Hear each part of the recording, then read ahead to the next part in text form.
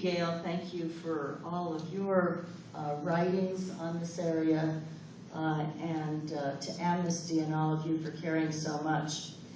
I think, to follow up on what Secretary Albright said, that one of the problems we're contending with in terms of mindset is the fact that we always see women as victims. Now, God knows they have been victimized significantly the world over, and particularly given what they went through during the Taliban years in Afghanistan.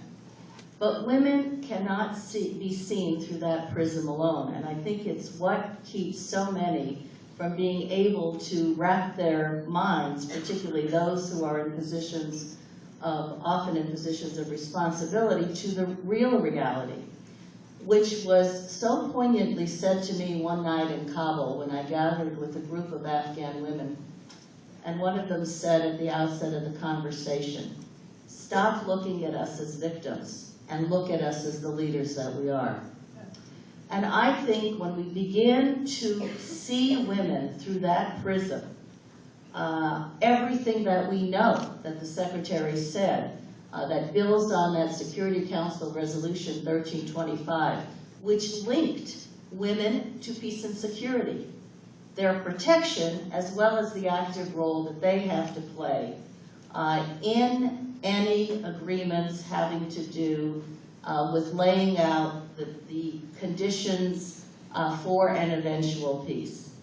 And we have been working from this operating principle that if women are silenced or marginalized in Afghanistan, any potential for sustainable peace, stability, and a better economic future is going to be elusive.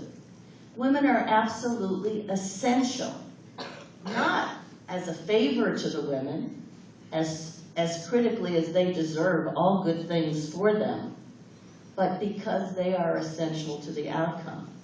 Which is why at every step of the way, for every international convening of leaders, we have worked with the Afghan government to ensure women's participation at the table, from international conferences in London to Kabul, to most recently in Bonn, to the Peace Jirga, in which women played a significant role, and the outcome of that Loya Jirga was a document that said, for every track came out with the same endpoint: women need to be a part of the process. And this was the local decision-making significant body that included tribal chiefs and religious leaders and the women in significant numbers.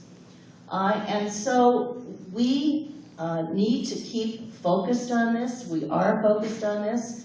And just 2 weeks ago, I think it was, when the president went to Afghanistan to meet with President Karzai to officially sign the Strategic Partnership Agreement between the United States and Afghanistan going forward through this period of transition with all of the component pieces that are there.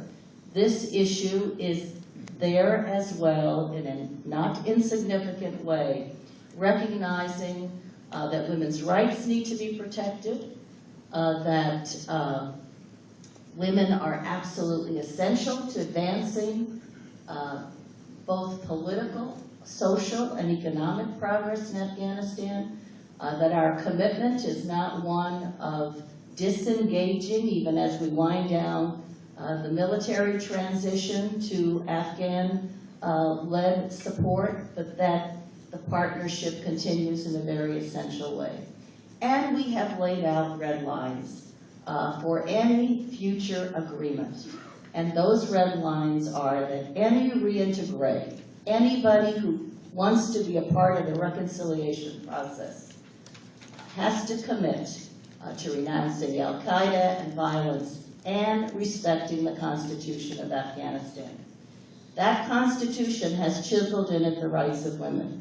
That means the rights to an education, the rights to participate politically, economically, the right to be free from violence.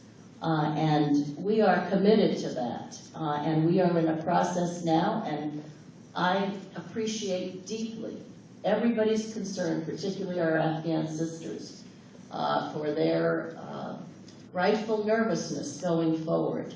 But these are the efforts that we have been making and will continue to make for them and for the essential role that they need to play.